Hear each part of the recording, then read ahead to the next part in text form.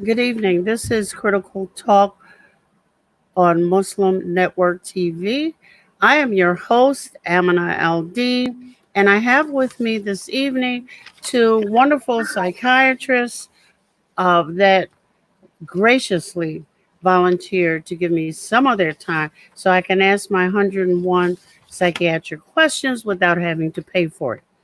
Okay, first we have Layla Park. Dr. Park is in her fourth year of psychiatric residency at the University of Chicago and is currently serving as the chair of the Resident Fellow Committee for the Illinois Psychiatric Society.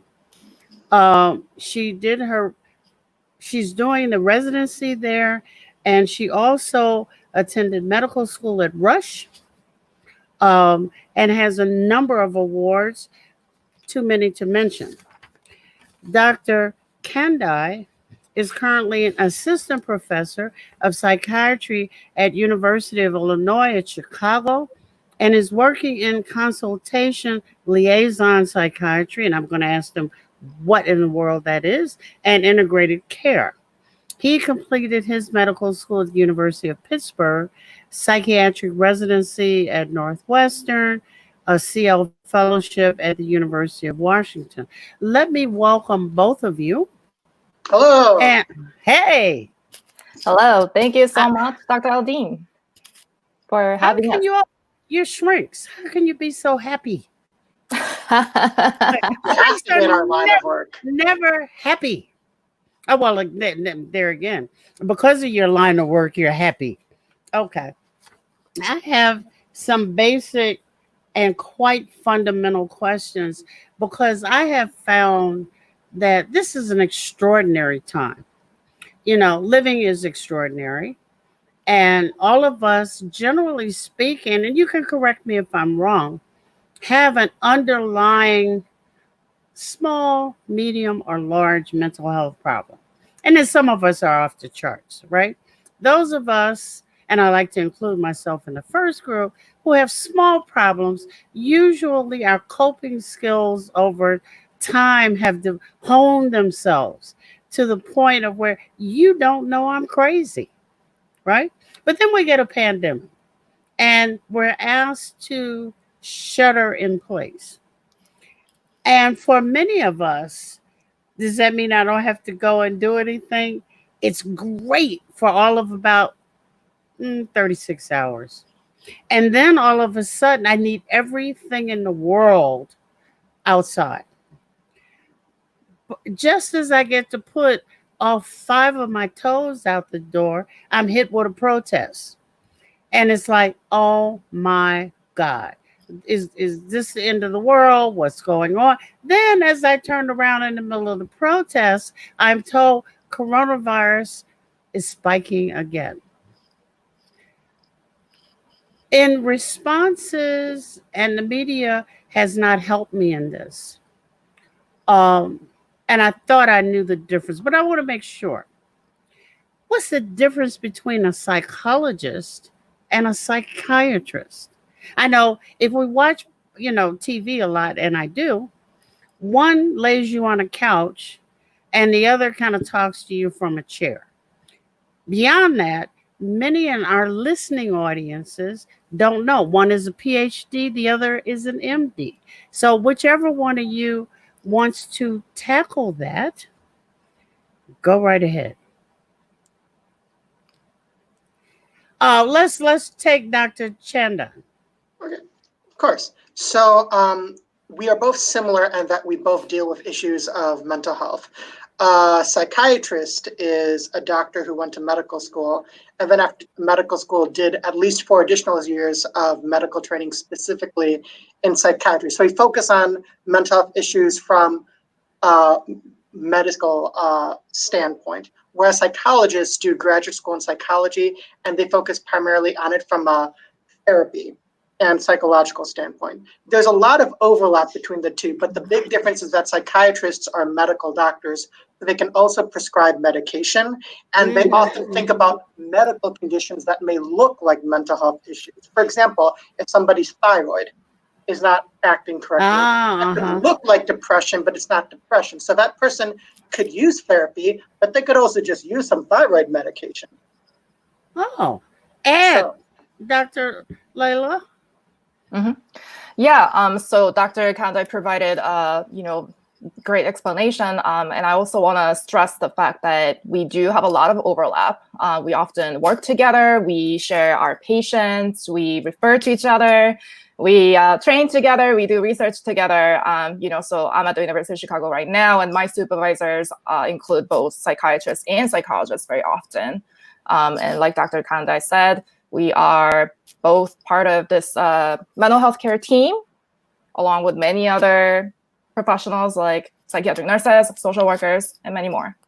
Well, just to stir the pot a little bit, Of course. have you ever run into a case where there's a difference of opinion between the medical? All I see is dollar signs in terms of bills and loans.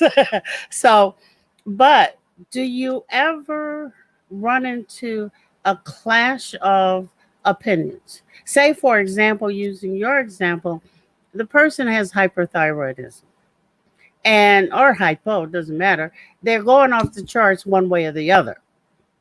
And you look and you may or may not see a goiter, for example, but blood work is going to come back and give you some further indication of what's going on there, because I'm going to ask you a question about the DSM a little bit later.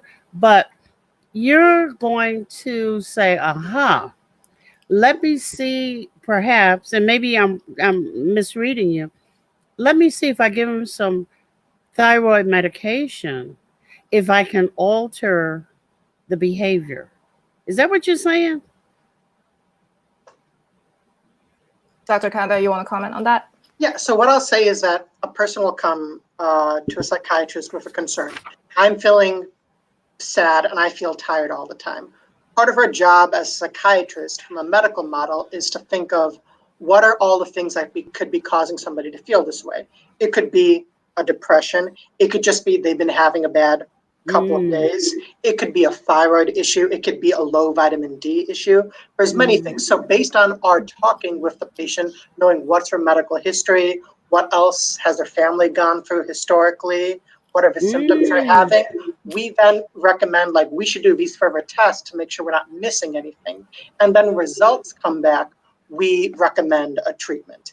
In the same way that if you were to go to a general doctor and said, hey, my left knee is hurting, they'll want to ask you some questions to try to figure out all the reasons it could be, and then based on that, do labs and imaging versus just give you something straight away and jump the gun. Dr. Park, you have anything to add?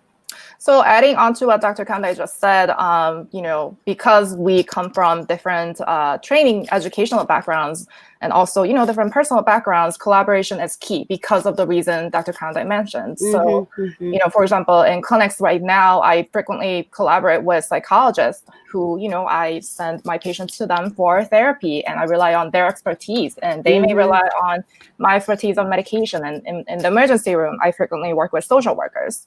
We share information, we talk it out, we talk about the patient and try to approach the patient as a whole person. So collaboration really is the key. Okay, let me just, for my own personal knowledge and for our listeners, what are some of the major categories of psychiatric illness? We know that everything that might look bad is not necessarily bad, but what are some of these major categories? So some of the broad diagnosis categories that are in the DSM-5 include things like... Hey, what is a DSM-5? Don't you all whip me to death with acronyms. Perfect. I have it right here. Diagnostic and Statistical Manual. Oh, yeah. So this is a manual that we use to diagnose different types of mental illnesses, right? So in it, some of the broad categories include things like depression, bipolar illness, schizophrenia, anxiety, trauma-related disorders, and substance-related disorders. Those are some big broad categories. Now, unlike diabetes, asthma, COPD, or like hypertension, a lot of these diagnoses rely on symptoms that patients tell us, right? So that means we sometimes have to make subjective judgments about, like what is normal and what is not, like what is a symptom of an illness and what is a symptom of the opposite of illness. Yeah. And to add on to what Dr. Park was saying, a big thing in psychiatry is because we don't have a blood test that tells people if they're anxious or not, right? And because everybody gets sad or anxious or stressed at times, we can't just call everything an illness, right? Because if everything's an illness, nothing's an illness. So what we do in psychiatry is we talk with the patient, we try to figure out, is this what a person would normally be experiencing in this situation, like within the normal range of emotion, or is this more than is healthy? And more importantly, is it impairing the person? Is it getting in the way of them being able to live their life?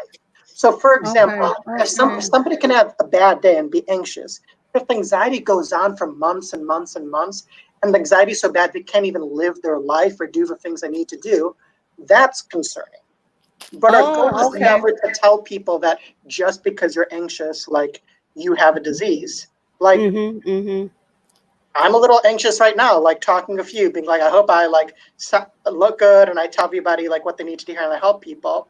But overall, I think I'm doing okay, like living my everyday life. But like a patient I just saw today, like she's in the hospital and she's anxious, but she can still like work with the doctors, get the treatment she needs. That's just, I'm anxious because I'm in the hospital. Like that's okay. Okay. Now I think that is clarifying from both of you because I know most people have never seen that book, which I'm sure after COVID and protests and COVID again is going to expand exponentially to include all these other things that have been brought to the surface. But in that, I had a list of stuff. I know for a fact, purely because I'm old enough, that back when I was 2, Ronald Reagan closed mental health care facilities. Like a sweeping, and by, at 2, you don't know, really what that means. As I got older, however, it meant that patients with serious mental illnesses really didn't have a place to go. And then on the other hand, hospitals shrunk the places, the number of beds, I found out even later, where patients could get in. I want you to talk about that. And then I want you to talk about the effects of COVID-19 on your being able to distinguish between the homeless who are going to use the emergency room and the psych ward to get a place to rest, many of whom also have psychiatric illnesses and no insurance, because we can't talk about hospitals and you guys without talking about insurance. And then the person who actually has insurance or cash money and feels themselves going off the deep end. So you can start back, if you would try to give us your thoughts on what has happened to the history of psychiatry. And say, I don't want to put you back with Reagan, but 2 days after Reagan. Dr. Park, if I could start off with more of historical context, because that's actually just explaining this to some medical students today. So even going before Reagan to the era of like Jimmy Carter and Nixon and Kennedy, I wasn't born yet. For a long time, we didn't have any real treatment for people with schizophrenia, bipolar disorder, depression. Can you slow down? Of course. I hate to do that to you. Explain schizophrenia. Yeah. Schizophrenia with paranoia. Paranoia perhaps without schizophrenia. And please, please, please explain bipolar disorder. Okay. So schizophrenia is a psychiatric condition where people have a break from reality. So they start hearing voices or seeing things that other people can't and don't make sense and are often frightening. They can get very paranoid, thinking like people are not just following them, but out to get them. They have problems organizing their thoughts, and they often don't make sense.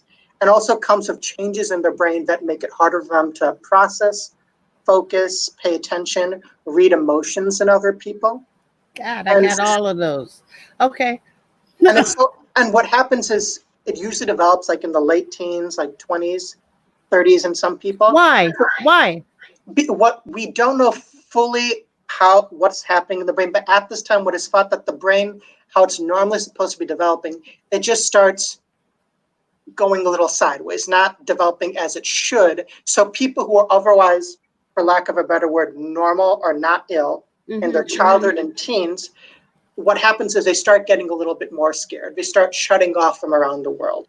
They may start using drugs like marijuana or alcohol more. Their grades or their jobs start slipping. And then soon, basically, their brain disintegrates and they just aren't themselves or the person they were anymore.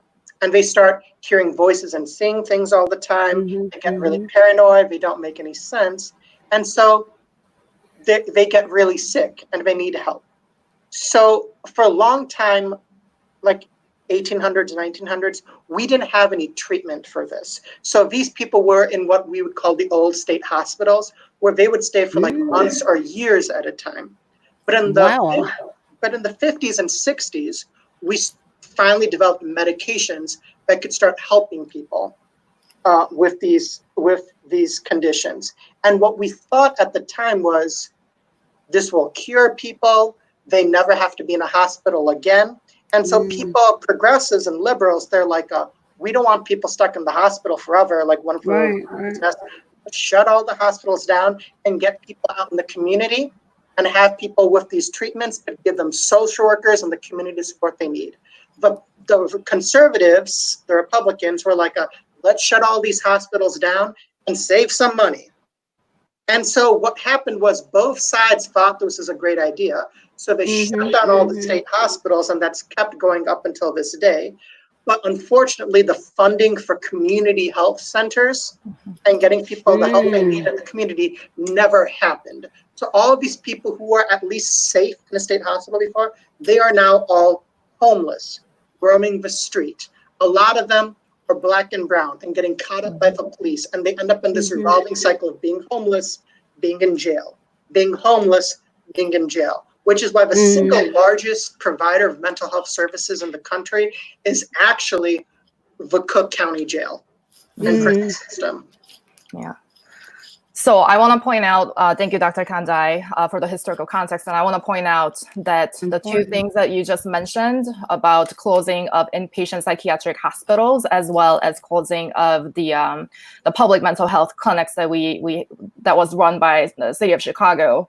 This was about like 10 years ago. The two things happened kind of simultaneously. I want to point out that we were going through a recession at that time, right? 2008.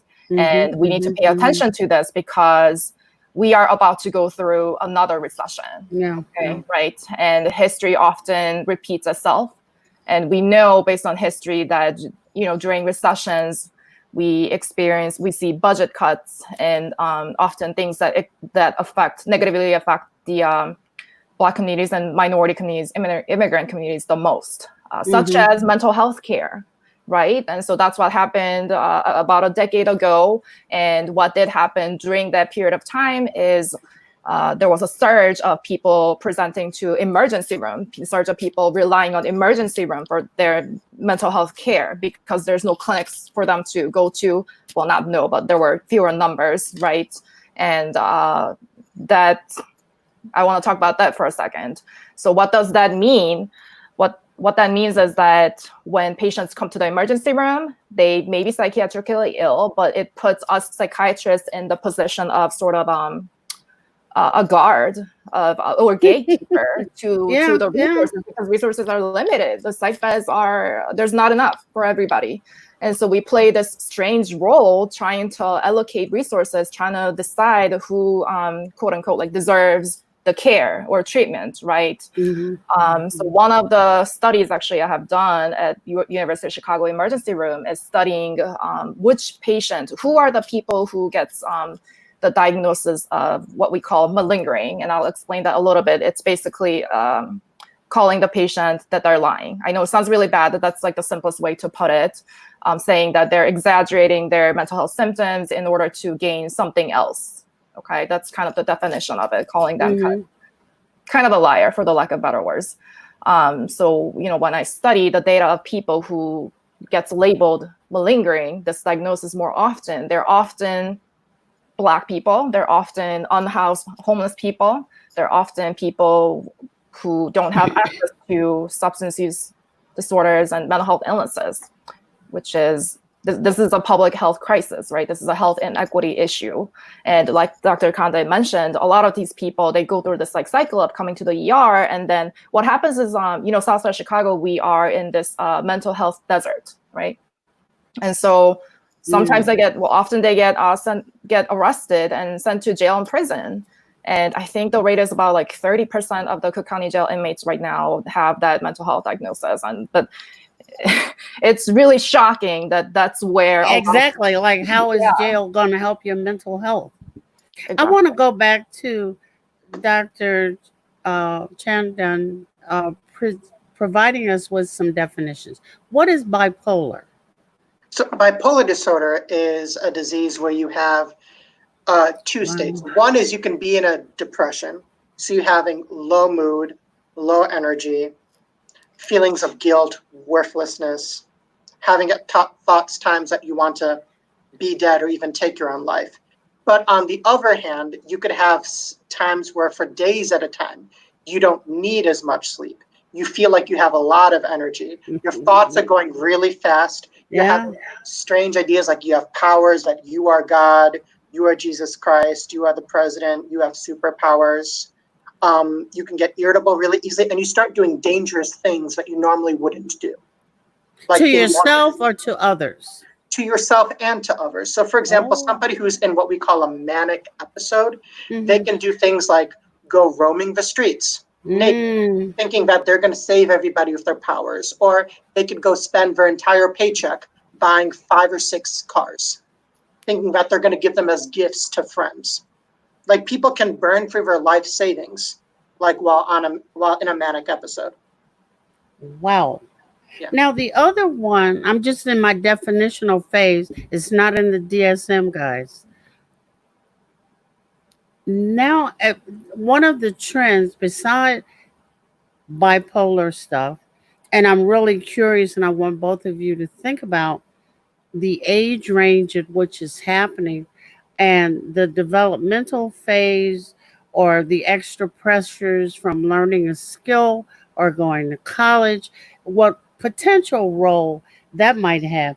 But this is this alphabet soup of stuff that's being put on kids.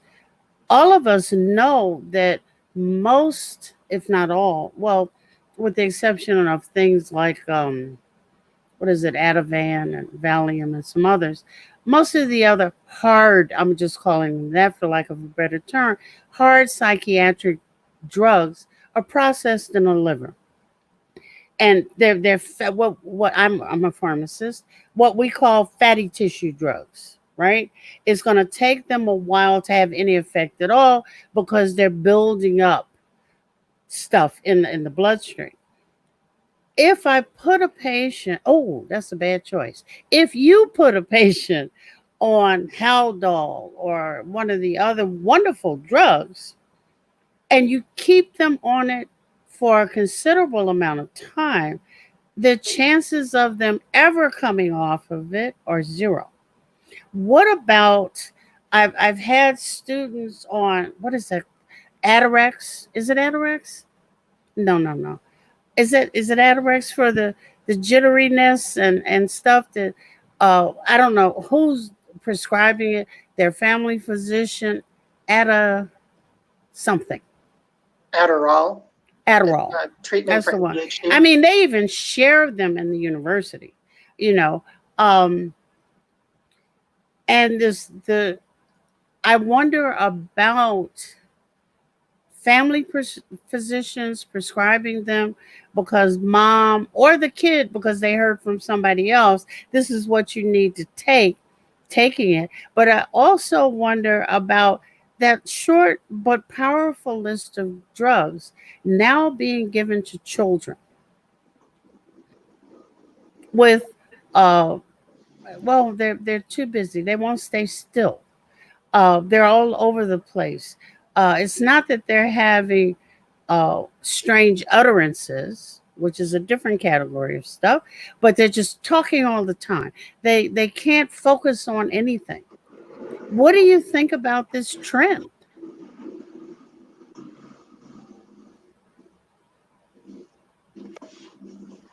Dr. Kandai. I Okay. know. I know. So I think what you're referring to is attention deficit Syndrome. hyperactivity Yeah, yeah, disorder, ADHD. yeah. And there's a lot of controversy around the diagnosis. A lot of people say that it's being overdiagnosed, that we're Uh-huh. taking what's normal childhood, like jitteriness, inattention, like tantrums, and calling it a disease and putting kids on treatment unnecessarily. But there's also points to be made that ADHD, like the true clinical condition, is being underdiagnosed in Black and brown children, and they're just being labeled as troublemakers. So if it is a white kid in the suburbs with these same symptoms, they would be given ADHD and put on treatment. If it's a Black kid, oh, they're just being a problem child, they need to be taken out of And the put on a classroom, they need special to be put in program. timeout. Uh-huh. What's really important is if your family is having a child who you think may have something going on, where they have difficulty paying attention or staying still or not being able to focus on schoolwork, that you talk to a general or family doctor and be like, I'm concerned for this. But then also, if necessary, get special testing or provide school records. We can see, like, is this actually a disease, or is this just acting out because they're being bullied at school, or they're having a hard time adjusting, and so on and so forth. So but these parents are living in health deserts, literally. Mhm. Where are they going? I mean, a lot of parents get their health care from a free community clinic, Mhm. or if one of the hospitals happens to have a free clinic. Very few of them have a private doctor. I mean, it gets really weird. So I guess until you guys write a paper or come up with something, it's going to remain that way. I don't know. I'm looking, there was a time when parents said, you better sit still. So people who had ADHD, whatever, sat down. Now, any movement, you might get diagnosed with something, whether you're the white kid in the suburb or the Black kid who's going to wind up in an alternative school in the city. I'm just wondering about, if do the two of you think the diagnosis is accurate? Okay, so I have two thoughts on what you just said, Dr. Aldine. So one is, as we discussed earlier, the diagnostic criteria, there's a subjective component to it, right?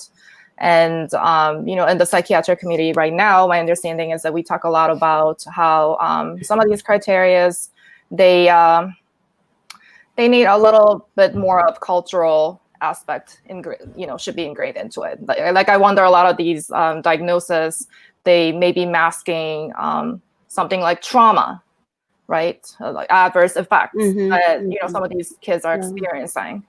So that's one thing. And I just want to say, good news is that there's a DSM-5 committee, right? So they're working on a revised edition, is my understanding. One of my is working on that. They're gonna have fun. And he assured me that they're gonna make sure that every single diagnosis is going to be examined, through the lens of, is this culturally, are we being culturally competent here? So that is some progress there. And another thing I wanted to mention, because you bring up kids in school not sitting still, and Dr. Kanda, you also mentioned that Black and brown kids are less likely to be diagnosed, given the diagnosis of ADHD, and be labeled as problem kids, right? So kind of going off of that tangent, I also want to mention that, you know, a lot of schools, they rely on police force for disciplining these kids, right? Rather than relying on social workers, psychiatrists, psychologists at school. And so, you know, There are none in the schools. there's the a problem, right? severe shortage, and when you combine the two, what happens is you see more Black and minority kids who end up in not mental health treatment, but rather ending up in, you know, arrests, like handcuffs and things like that, which is very Well, you problematic. know, when we get to the conversation about cultures, and fortunately or unfortunately, we're a multicultural society, and cultural constraints, what families can talk about or can't talk about until it reaches a crisis point, has got to be a sticker for you guys. I mean, even what I can say, let me take for example Japanese society, where the patient, older person, is very, very ill. The kid, maybe in his 40s, comes along and tells the doctor, well, you can't tell him how ill he is. You know, you got to hide it. I mean, cultures have all their quirks. How are you beginning to handle culture and all of its quirks? How are we beginning to handle these Yeah, quirks? it's lots of it. I mean, it's Black and brown kids, it's Muslim kids, Hindu kids, kids from small Christian evangelical sects. It's Jewish kids. It's, let me think of somebody else, Sikh kids. It's, I'm running out of people, not because I don't know, but do you understand what I'm saying? Everybody comes, and especially with regard to mental health, there Mhm. is no culture that appreciates mental health. We want you to be healthy, whether you're healthy or not. What do you do? Today, docs, do not go to sleep on me. I know you're So tired. I will say that it's not just a job of psychiatrists. Like every doctor Yeah, needs and should get training in how to work with people across different cultures and backgrounds, because yeah, that's our job, right? Because yeah, everybody has a body, everybody has a brain and a mind, yeah. and everybody suffers and gets ill and needs help. So one of the benefits of a multicultural society is that you can also learn from Mm-hmm. other cultures too, and see how other people handle things and play to their strengths as well. So a good doctor, and not just psychiatrist, a good doctor will be able to appreciate that and do something that meets the person where they are. So we talk about this concept of patient-centered care in Yeah. medicine. And what that is not just you coming from up on high being like you will do this because I am the doctor and I tell you to do so. You say, Mhm. hey, this is what I think is going on with you. I'm really concerned. I want to recommend this. What do you want? What do you think will be helpful for you? And then meet them halfway. Okay. How are you going to translate that to families? Because families, when there's one available, are critical in healthcare. How are you going to translate it? Because mental health, irrespective of what year it is, has a stigma. Mhm. So I think part of that work involves two-way communication, right? Like Dr. Mhm. Kandai mentioned, we want to ask the patient what their experience is like, and we want to ask the families, hey, what is your experience in handling things like this? Have you had to handle things like this before? And what is your experience like? And another part of that is, you know, we just mentioned it's a multicultural society. Back in the day, I believe the training used to be like, oh, learning what, for example, like what an Asian patient must think or see things like mental illness, right? Or what a like Latinx person. Any old Asian? I mean, were they all lumped in one bucket?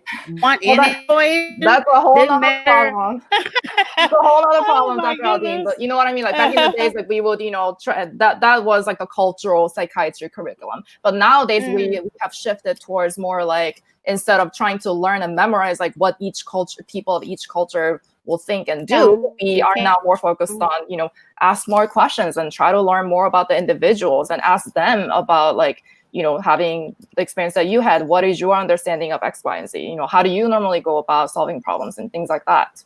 So it's been a progress there. I'm since we're in I think at one end or the other of a pandemic. I'm not sure where we are. Depends on whether you listen to CNN or MSNBC. And we also know that there are protests in the street. People are their anxiety level was already through the roof.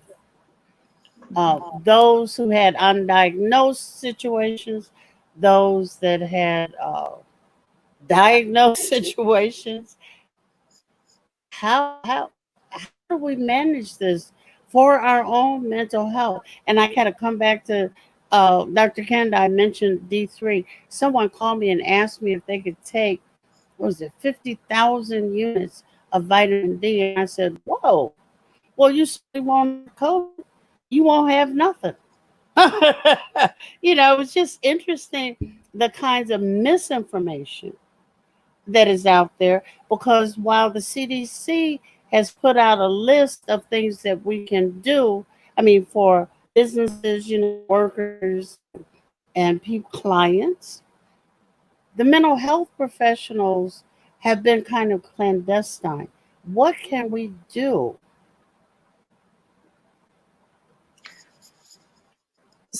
So can I go first?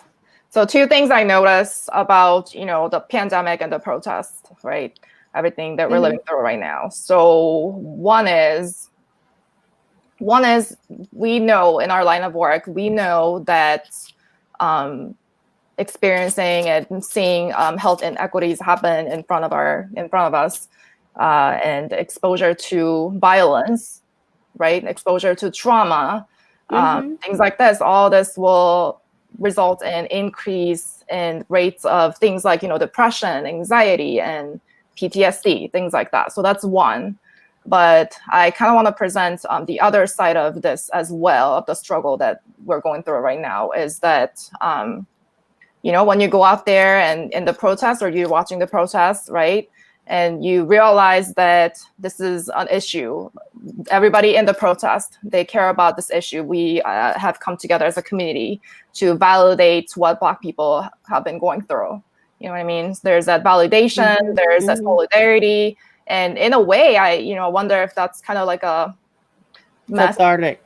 Yeah, exactly. Like a mass therapy for right? Yeah. So it kind of gives hope. So that's kind of the two sides of the protest. Dr. Chandan. So I'll say in this similar way that we know that like exercise is generally good for you, right? But should everybody go and run a marathon? No. You should talk to your doctor and take your own situation to account to be like, am I ready to run a marathon, or could it do more harm than good? So in the same way as Dr. Park is mentioning, like there's a lot of emotional well-being and support that people can get from taking part in protests, feeling like they're part of something that speaks to their core values. But it's always good to just, especially if you have an underlying psychiatric condition, talk with your psychiatrists and healthcare professionals, things I should do to keep myself safe, things I should be aware of. So say, for example, you're a strong proponent of Black Lives Matter, but you also get really bad social anxiety being around large groups. So keep that in mind if you're going to go to a large protest.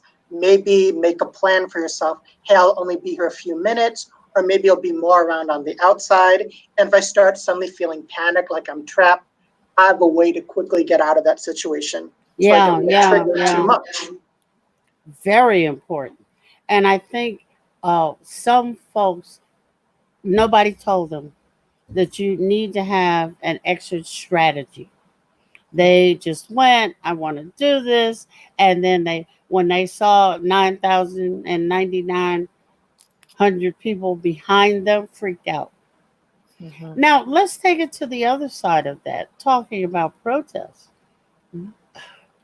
The police have got to be feeling, in addition to anger, for many of them, being told that they do something that probably never occurred to many of them. And oh my goodness, what do you know? Some of them are young enough to have never lived through a riot. Who's providing their mental health care?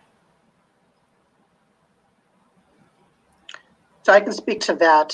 So I actually am now working with Chicago Police Department on their mental health training. It's called Crisis Yay! Intervention I Training. know somebody that's doing it. But one of the things that is discussed during the training, which I've sat in on, is mental health resources for police. Okay. So police, like many organizations, have like an employee assistance program. And police, like doctors, like firefighters, like other public servants, are really bad at taking care of their own mental health Yeah. because their whole job when a crisis is happening is to run towards the crisis and not Right. away. Yeah. So in a lot of our fields, like police, medicine, nursing, firefighting, when you're a public servant, you don't get to go home and stop being you. It's a calling. It's who you are all the time. And when you spend your whole life thinking about how to serve and help other people, you get really bad at remembering to take care of yourself.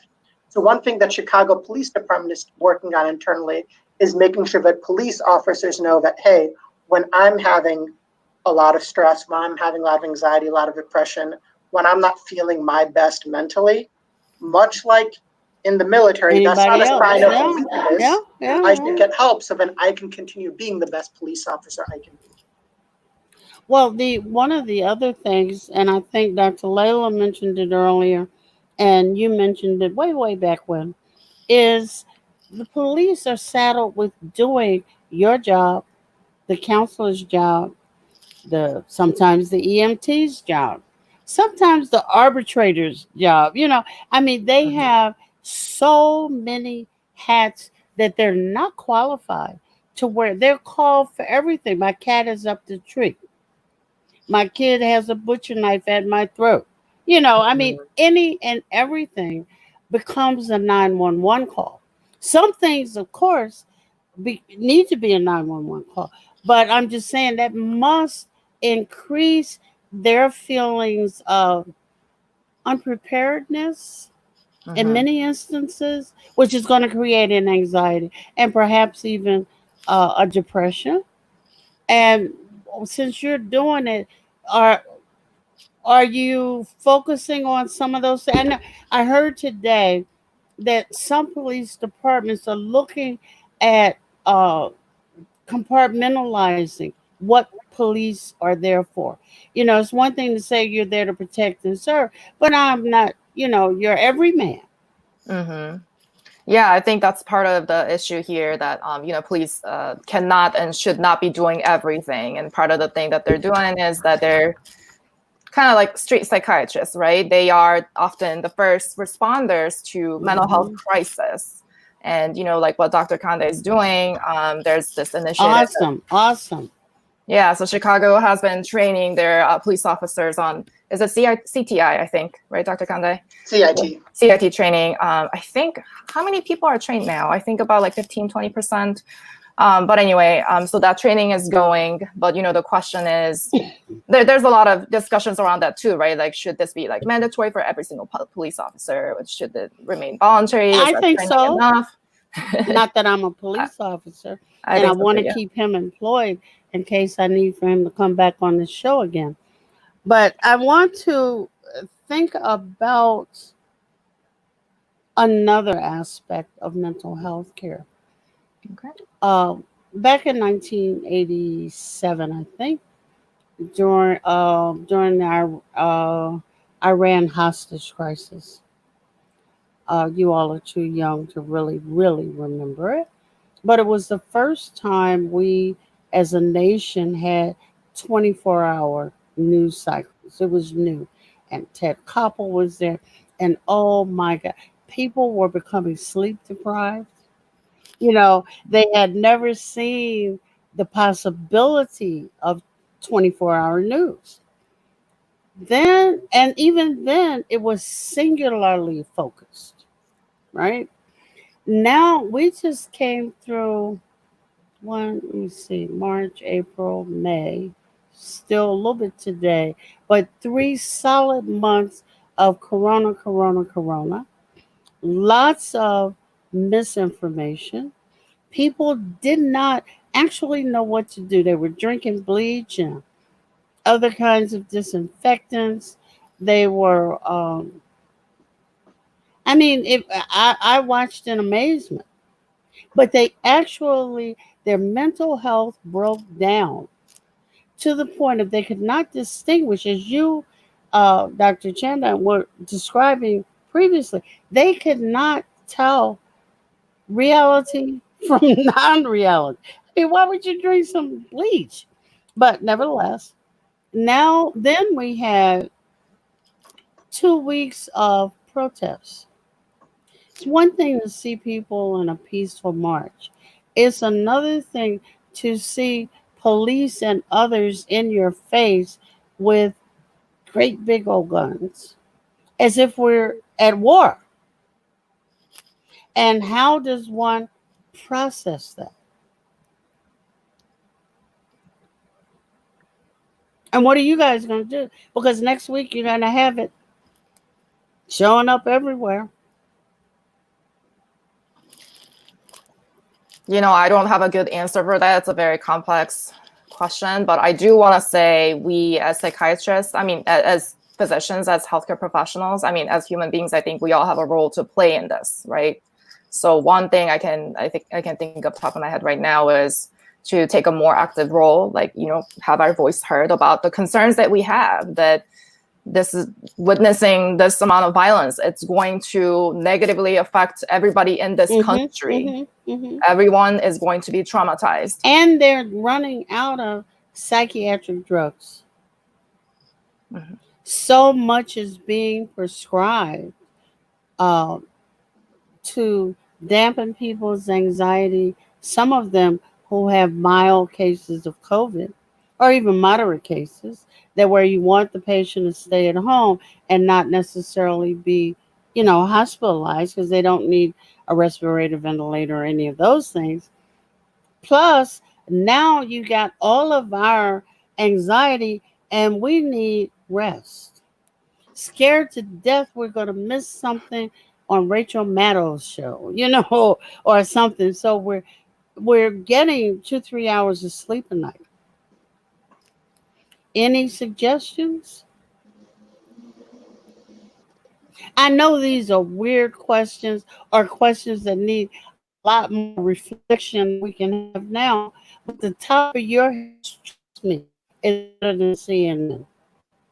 I think COVID-19 has created unique challenges for psychiatry and mental health, because when people get really anxious and depressed, part of what we recommend from a non-medicine perspective is doing things like going outside, engaging in exercise, socializing with others, doing hobbies, and COVID-19 has placed some constraints on that, but doesn't mean that life has to shut down.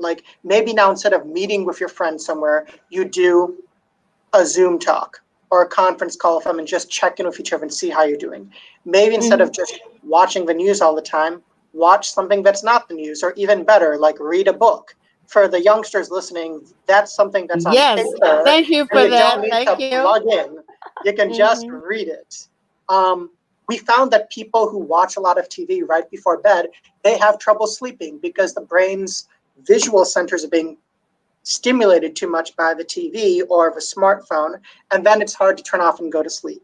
But if you read a physical book or a Kindle without backlighting before you go to bed, it can actually help you sleep better. So we have to change the ways that we help people from a mental health perspective, but they don't have to go away.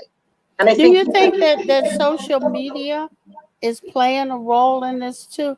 Because I know my granddaughter, for example, has Snapchat, TikTok, Instagram, Facebook, and I'm missing one. That's a bit much.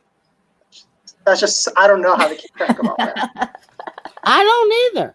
You know, and I'm saying, what are you doing? Are you reading all of this? And I know it's become a fashion accessory more so than anything else to say I got all these things because nobody can read that much. But they're trying to see what their friends are saying about stuff instead of listening to the professionals.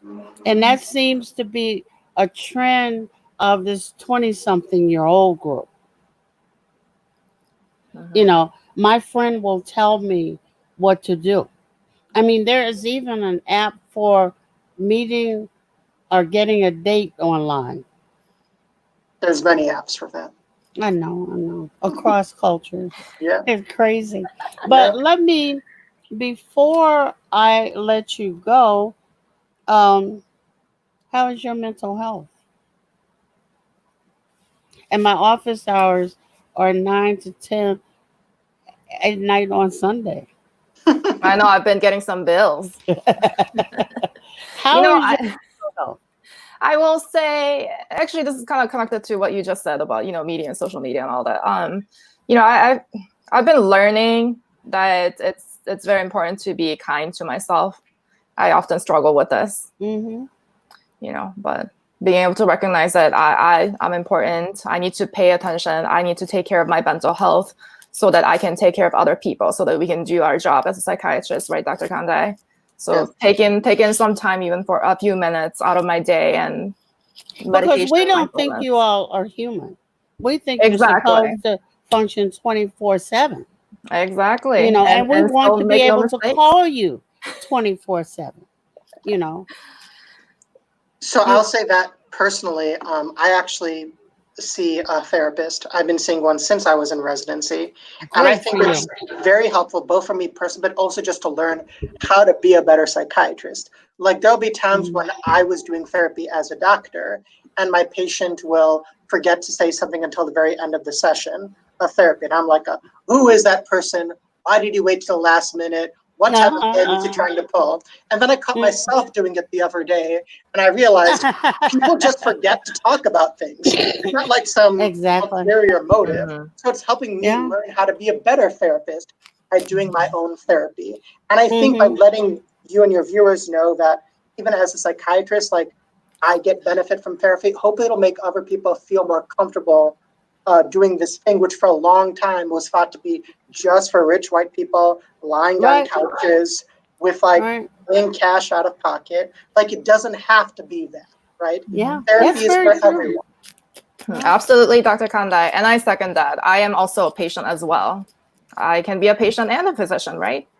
Patient and a healer. I don't think that me and my view. I mean, I kind of know, but I know that many people don't know that you, or even think that you have to take care of your own mental health. The only thing you need to do is serve me. So it's important that they know that you are cognizant of that, taking care of it. Last point, and I know you all are so sick of this. Questions. Anything we didn't cover that you think is very, very important? Look, I am in heaven. I got 2 shrinks on the line. I have never had 2 questions. Things you want to remind our listeners of? No? So I'll say that I think even if you don't at this moment want to see a psychiatrist or go into therapy or even talk to your doctor, like talk to somebody if you're not feeling yourself, right? Like just because COVID-19 has put like social distancing on us doesn't mean we have to be like socially isolated. Human beings were made to be social creatures.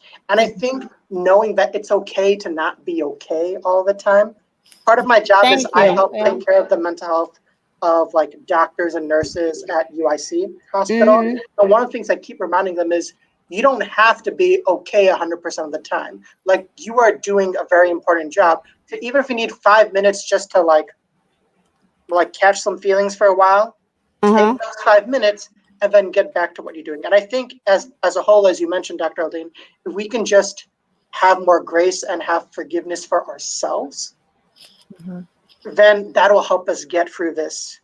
I got stressful time. a question on the chat that talked about sleep hygiene.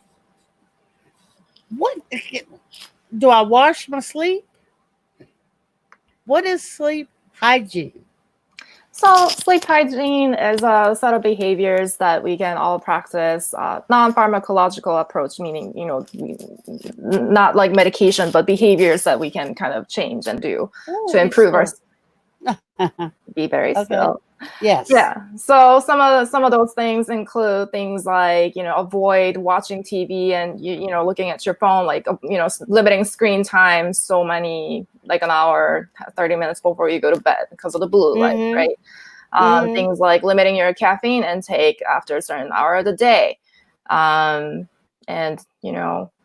some people have like a routine that they perform to So kind of that's sleep hygiene.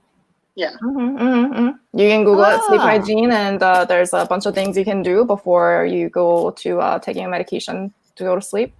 That's something we discuss with all of our patients who come to us with insomnia. Don't OD on NyQuil every night. No. No, like for example, like again, as an adult, I take like sleep for granted. I love sleep. Like I can't wait till I go to sleep. But when I was in Seattle last year, I was with I had some nephews who were like 4 years old, 10 years old. And that's when I remembered that kids are really bad going to sleep. Like they will not. And I'm like, are you not tired, child? Like I can't wait to go to bed. And that's when I remembered that sleep is a learned behavior. You have to learn how to sleep. It's a skill. Yeah. So even in our adulthood, we can train our bodies to sleep better. So doing things like before you go to bed, you have a routine. Like I'm going to change my clothes and my pajamas. I'm going to brush my teeth. I'm going to put in my routine. I'm going to read before bed. The brain then learns that, okay, these are the behaviors to start winding down your brain. So kind of like shutting down your computer the right way versus just closing the laptop. That way your brain gets into a sleep mode and it can sleep better. So in the same way that I don't just have a pill to help people lose weight, it's a whole bunch of behaviors to help people lose weight and be healthy. Healthy sleeping is a set of behaviors that anybody can do. Okay. Yes, ma'am. There's one more thing I want to say to the viewers. There's a lot going on right now. Struggles, right? And it's okay to feel however you feel. Like Dr. Kandai said, it's actually very human to feel however you're feeling right now. That's what I wanted to remind everybody.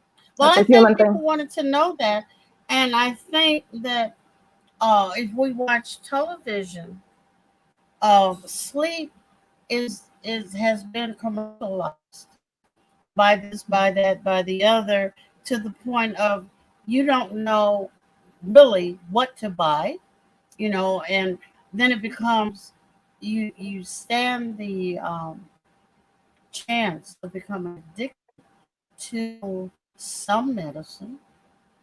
The fact that CNN and MSNBC are so repetitive, if you miss it, you're going to catch it the next morning anyway. So I think that that helps some, don't help me, but thank you for that. Dr. Park and Dr. Kandai, am I pronouncing? That is correct. Yes, thank you. Yes. I can't tell you how much I appreciate you being with me on Critical Talk. You've given us so much information. I will intrude into your well-being again at a future date. We can go for a couple more hours. Oh, stop. If you run across something that we haven't covered, send me a note and I will make sure we do. Thank you very much. And to both of you, good night. Thank you so much for having us. Thank you, Dr. Aldine. Oh, you've been blessed. Okay. Where?